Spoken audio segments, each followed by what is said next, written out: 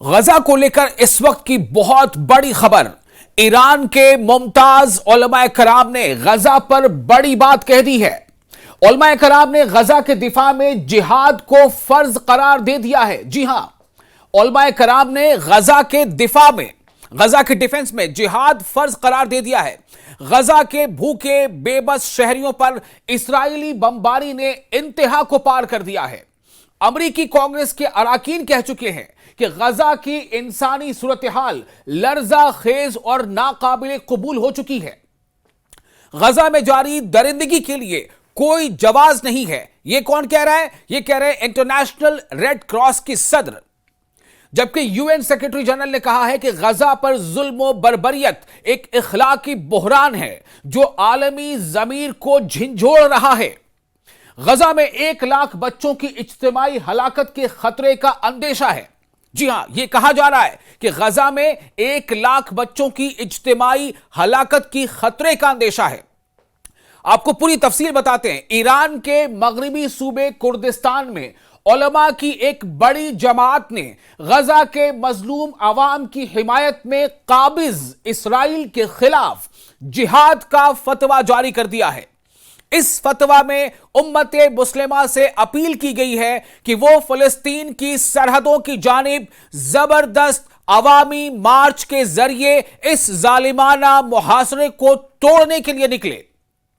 ایک بار پھر یہ بات آپ کو بتا دیتا ہوں، کافی اہم ہے، ایک بڑی تبدیلی، ایک بڑا بریک تھرو۔ ایران کے مغربی صوبے کردستان میں علماء کی ایک بڑی جماعت نے غزہ کے مظلوم عوام کی حمایت میں، ان کی سپورٹ میں، ان کی مدد کے لیے قابض اسرائیل کے خلاف جہاد کا فتویٰ جاری کر دیا ہے۔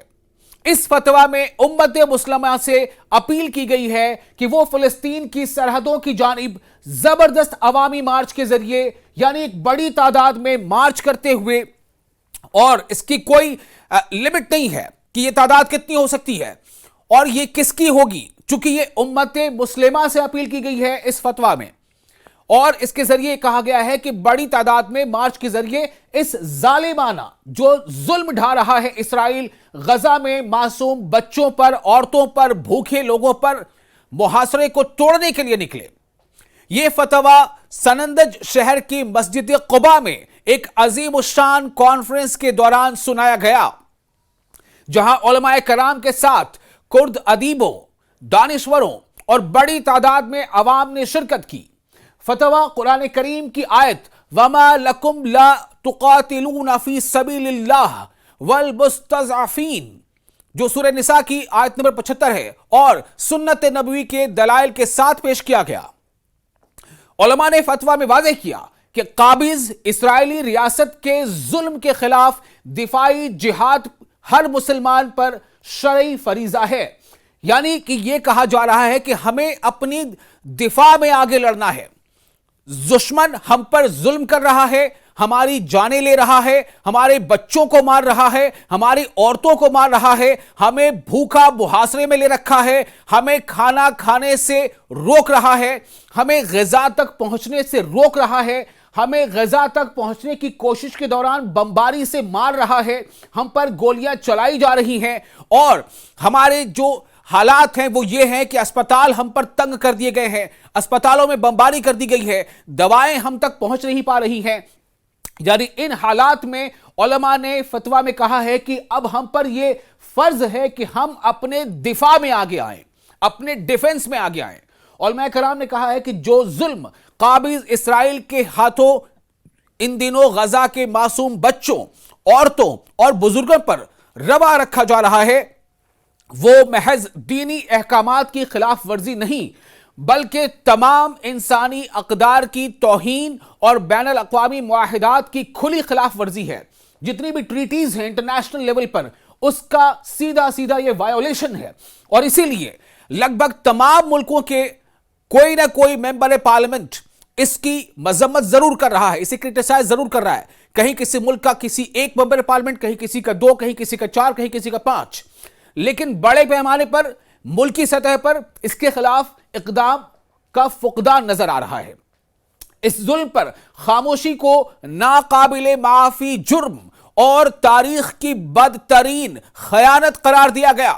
یعنی علماء نے جب اس بارے میں خطاب کیا تو کہا کہ یہ جو ظلم و بربریت جاری ہے، اگر اس پر خاموشی یوں ہی برقرار رہی تو یہ ناقابل معافی جرم سمجھا جائے گا، اور تاریخ کی یعنی ہسٹری کی بدترین خیانت اسے قرار دیا گیا.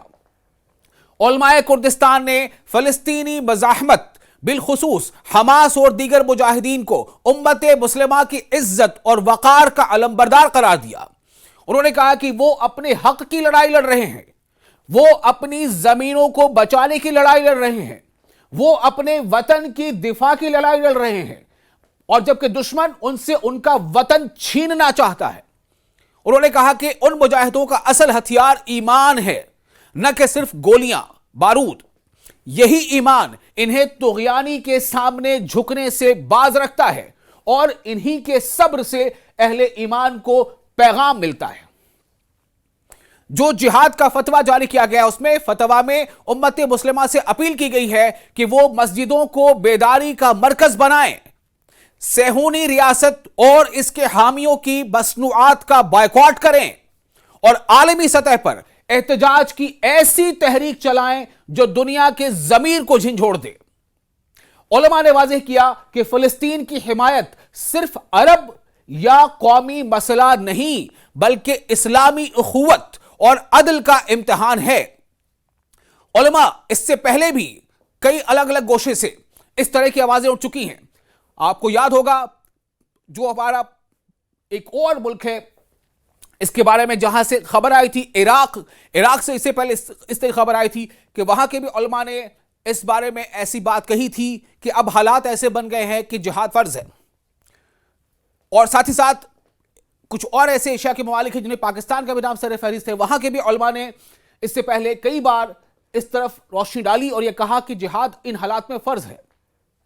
تو اب جو فتویٰ جاری کیا گیا ہے کردستان کے علماء کے ذریعے جو ایران کا ایک حصہ ہے، اس میں آگے بات کہی گئی ہے کہ فتویٰ میں ان حکومتوں کو بھی سخت تنبیہ کی گئی ہے جو قابض اسرائیل سے تعلقات قائم کر چکی ہیں.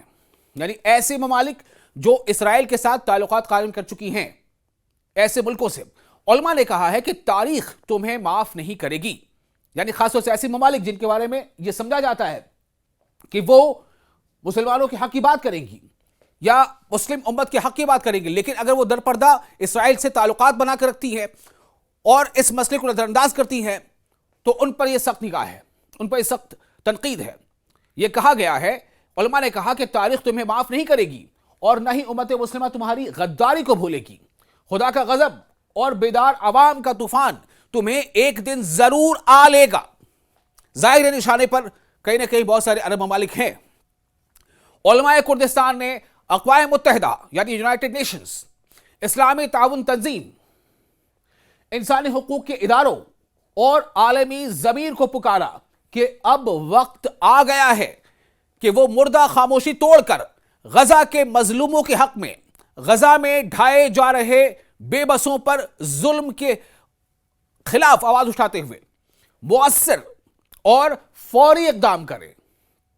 ان کا کہنا تھا کہ صرف مذمتی بیانات نہیں، صرف کنڈیم کرتے ہوئے اسٹیٹمنٹس نہیں، بلکہ عملی اقدامات ناگزیر ہیں. آپ کو یاد ہوگا حوثی جو لڑاکے ہیں وہ بھی بار بار یہ کہتے رہے کہ جب تک اسرائیل اپنے حملے فلسطین میں غزہ والوں پر بند نہیں کرتا تب تک ہم بھی ہر اس راستے کو اپناتے ہوئے جو ہم سے ممکن ہے ہم اسرائیل کے خلاف لڑتے رہیں گے، چاہے وہ بحر احمر میں جہازوں کو نشانہ بنانا ہو، چاہے اسرائیل کے مختلف مقامات پر میسائل داغنا ہو. غزہ سے کانفرنس سے خطاب کرتے ہوئے ڈاکٹر فیصل سہیل مزید جو القدس اور الاقصی کے اداروں کے نمائندے ہیں، انہوں نے کہا کہ غزہ کے عوام زخموں، فاقوں اور محاصرے کے باوجود امید، صبر اور اللہ کی مدد سے جڑے ہوئے ہیں. انہوں نے سوال اٹھایا کہ 2 ارب مسلمانوں کی امت آخر کیوں ان بھائیوں کی مدد نہیں کر پا رہی ہے جو بھوک، پیاس اور نسل کشی کا شکار ہیں. انہوں نے علماء سے اپیل کی کہ وہ قیادت سنبھالیں اور قوم کو متحرک کریں. انہوں نے کہا کہ جو مظلوموں کی مدد سے پیچھے ہٹے گا قیامت کے دن انہی مظلوموں کا مد مقابل ہوگا. کانفرنس کے ابتدا میں کرد عالم ماموستہ ایوب غنچی نے خطاب کرتے ہوئے کہا کہ عرب و اسلامی حکمرانوں کے رویے پر شدید تنقید کرنے کا وقت ہے، اور تنقید کی اور کہا کہ جب تک فلسطین قابض اسرائیل کے قبضے میں ہے اور غزہ کا گلا کسا جا رہا ہے، امت خیر کی حالت میں نہیں ہو سکتی۔ انہوں نے تاریخ اسلام کے عظیم مجاہد صلاح الدین ایوبی کو یاد کرتے ہوئے کہا کہ امت کے علماء سے اپیل کی کہ وہ عوام کی رہنمائی کرے اور حکومت مصر و اردن سے مطالبہ کرے کہ وہ اپنی سرحدیں کھول کر غزہ کے لیے عوامی قافلوں کو گزرنے دیں۔ اس کانفرنس میں جو ایران کے صوبے کردستان میں منعقد ہو رہا تھا، جہاں پہ علماء نے یہ جہاد کا اعلان کرتے ہوئے ایک فتویٰ جاری کیا ہے، مقررین میں مستشار علاء الدین کالوک اور مابستہ حیدر البحثی بھی قابض اسرائیل کی وحشیانہ جرائم اور انسانی نسل کشی کی شدید مذمت کی۔ علماء مابستہ عبد الجبار اور دیگر علماء نے یہ کہا، انہوں نے اپنی تقاریر میں کہا کہ امت مسلمہ کا اتحاد، قربانی اور جہاد آج کی سب سے بڑی ضرورت ہے۔ انہوں نے بتایا کہ غزہ کی امداد کے لیے جاری مہمات مسلسل جاری ہیں اور عوام کا تعاون مثالی ہے۔